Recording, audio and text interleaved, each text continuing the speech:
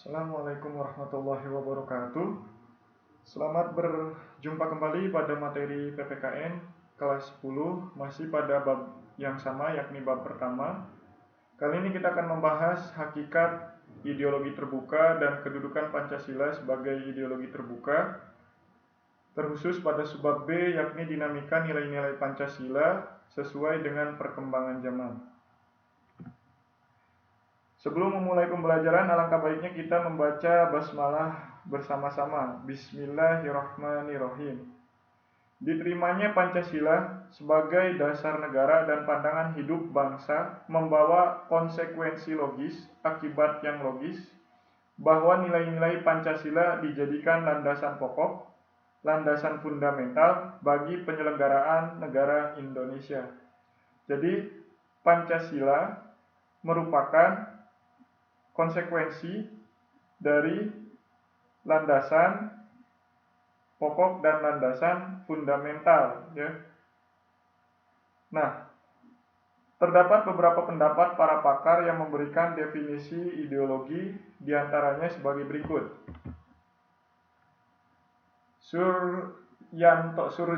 Suryanto Puspoparwardoyo, ya, mengemukakan bahwa ideologi merupakan konsep pengetahuan dan nilai secara keseluruhan menjadi landasan bagi seseorang atau masyarakat untuk memahami jagat raya dan bumi seisinya serta menentukan sikap dasar untuk mengolahnya. Jadi Suryanto ini mengemukakan tentang ideologi, yakni tentang konsep pengetahuan, ya, atau konsep nilai yang merupakan keseluruhan landasan. Jadi Suryanto ini mengemukakan ideologi terbuka secara umum, ya, secara luas lah, ya, gitu bahasanya. Nah, jadi konsep pengetahuan dan nilai ini dijadikan sebagai arah atau menentukan sikap dasar untuk mengolahnya. Seperti itu. Mubyarto mengemukakan bahwa ideologi adalah sejumlah doktrin, kepercayaan, simbol-simbol sekelompok masyarakat atau satu bangsa yang menjadi pegangan pedoman kerja atau perjuangan untuk mencapai tujuan masyarakat atau bangsa. Nah, kalau Mubyarto ini lebih dekat dengan istilah ideologi masa sekarang yang kita pelajari saat ini. Jadi ideologi adalah doktrin, ya. Doktrin itu doktrin, ya, masukan, ya, kepercayaan dan simbol-simbol sekelompok masyarakat, ya, seperti itu. Nah, jadi doktrin kepercayaan ini dijadikan sebagai pedoman kerja, pedoman perjuangan untuk mencapai tujuan masyarakat atau bangsa tertentu. Itu pengertian dari Mubyarto.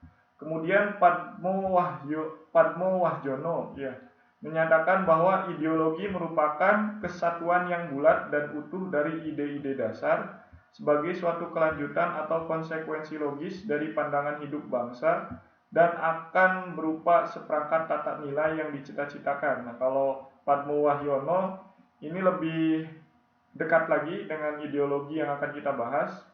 Jadi, menurut Padmo ini ideologi adalah ide-ide dasar, ya. Ide-ide dasar yang merupakan bagian dari konsekuensi logis dari pandangan hidup bangsa tertentu. Nah, dari pandangan hidup tersebut dapat berupa seperangkat tata nilai, ya, seperti aturan, norma. Nah, itu direalisasikan dalam kehidupan bermasyarakat. Itu menurut Padmo Wahyono, ya, Padmo Wahjono gitu, ya. Oke. Frans Magnisuseno ini lumayan terkenal, nama ahli ini sering ada dalam buku-buku filsafat. Nah, Frans Magnisuseno ini menyatakan definisi ideologi dalam arti luas dan arti sempit. Dalam arti luas, ideologi sebagai segala kelompok cita-cita, nilai-nilai dasar, dan keyakinan-keyakinan yang dijunjung tinggi sebagai pedoman normatif, ya, sebagai pedoman normatif. Normatif itu aturan, ya. Norma itu yang berlaku, ya. Sementara itu dalam arti sempit, ideologi adalah gagasan atau teori menyeluruh tentang makna hidup. Nah, makna hidup, nilai-nilai yang mau menentukan dengan mutlak bagaimana manusia harus hidup dan bertindak. Jadi, kalau ini lebih ke kayak Pancasila sebagai pandangan hidup ya. Jadi nilai-nilainya tuh ada di dalam diri seseorang gitu ya. Itu menurut Frans Magnisuseno. Oke, lanjut. Masih hakikat ideologi terbuka, pengertian ideologi menurut Sastra Prateja, M. Sastra Prateja menyatakan bahwa ideologi adalah seperangkat gagasan atau pemikiran yang berorientasi pada tindakan yang diorganisasi menjadi suatu sistem yang teratur. Nah, kalau ini ideologinya lebih ke tata nilai ya, perangkat aturan, sebuah perangkat aturan ya. Dengan demikian ideologi memuat 3 unsur, yaitu adanya penafsiran, pemahaman, adanya perangkat nilai dan preskripsi moral, serta adanya suatu orientasi pada tindakan. Nah, kalau menurut Sastra Prateja ini, M. Sastra Prateja ini, jadi ideologi itu harus memuat penafsiran, dapat ditafsirkan, dapat dipahami, kemudian setelah ditafsirkan dan dipahami, maka harus ada perangkat nilainya ya, atau norma preskripsi moralnya seperti itu ya. Jadi dapat dilakukan dan dapat diorientasikan pada tindakan seperti itu.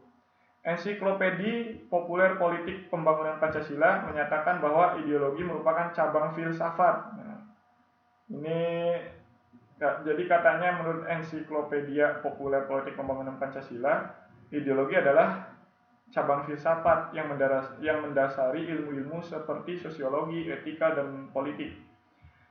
KBBI, menurut KBBI, Kamus Besar Bahasa Indonesia, ideologi diartikan sebagai kumpulan konsep bersistem, dijadikan asas pendapat yang memberikan arah dan tujuan untuk kelangsungan hidup, cara berpikir seseorang atau golongan, seperti itu. Nah, ini lebih mirip lagi dengan ideologi yang akan kita bahas ya. Jadi ada sistem dan kelangsungan hidup serta cara berpikir seseorang atau golongan. Nah, seperti itu. Oke. Selanjutnya, kedudukan Pancasila sebagai ideologi terbuka. Keterbukaan ideologi Pancasila harus selalu memperhatikan stabilitas nasional yang dinamis ya. Jadi stabilitas nasional itu harus dinamis ya, tidak stagnan gitu aja, maksudnya nggak berubah-ubah, maksudnya negaranya tidak berkembang, jadi tidak maju sama sekali, seperti itu.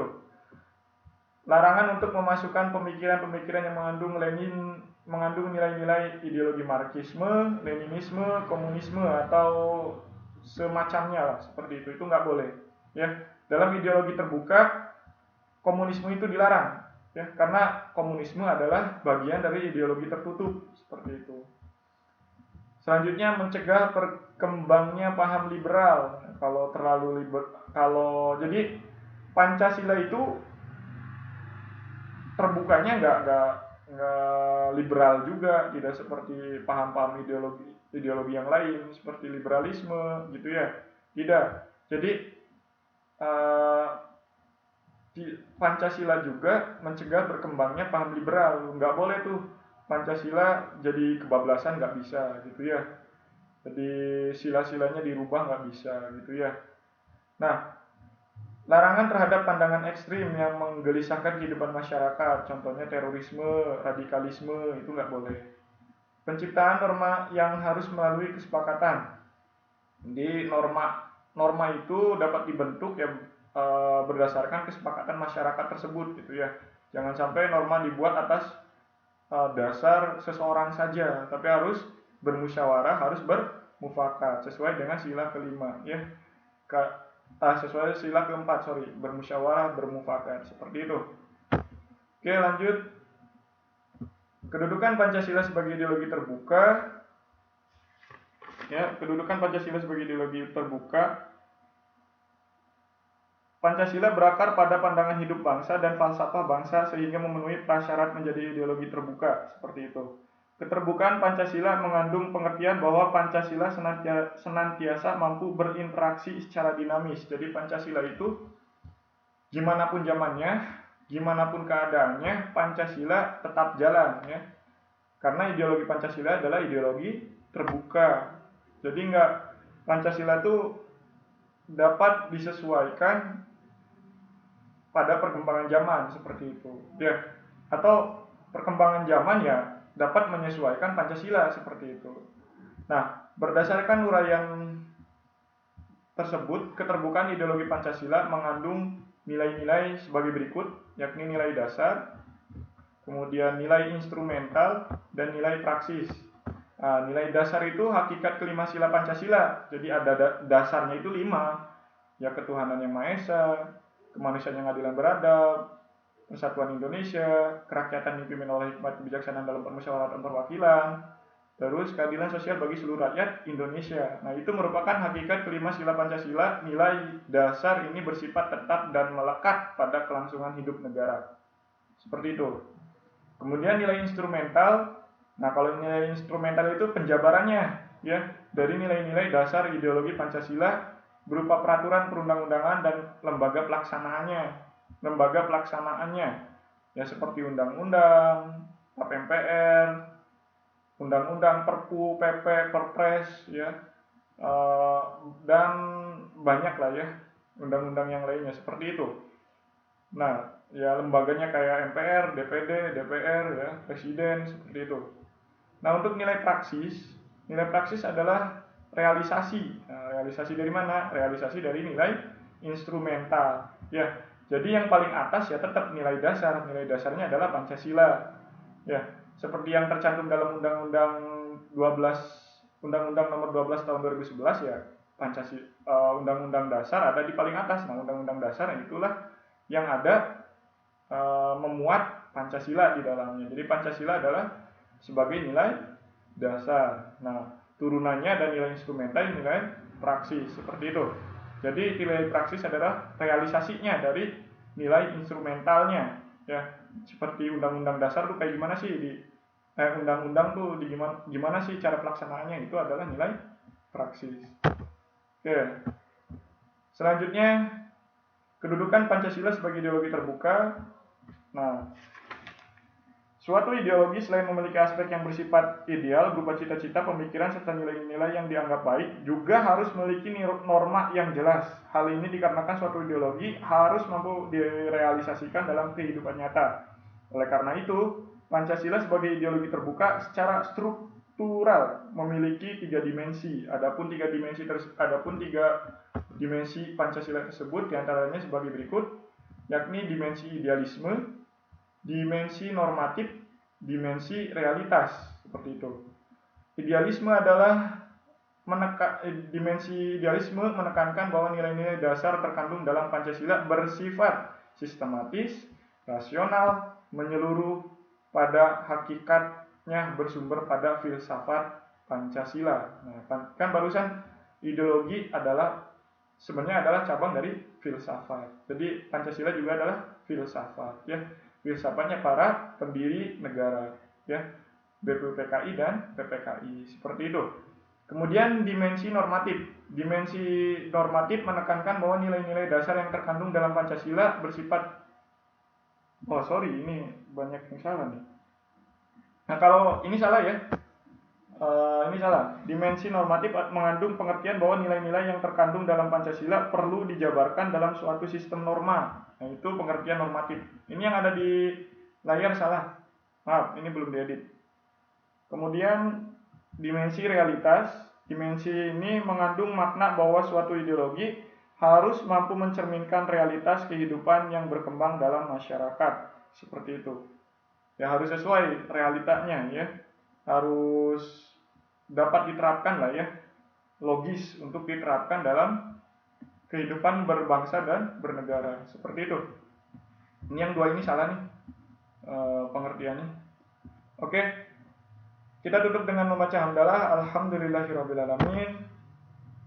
Untuk tugasnya, buat rekaan atau boleh keadaan nyata tentang penerapan Pancasila di lingkungan rumah bermasyarakat. Jadi keadaan nyata boleh, rekaan juga nggak apa-apa lah, settingan juga nggak apa-apa. Jadi contohnya sila pertama lagi sholat atau lagi sedekah nggak apa-apa, difotoin ya.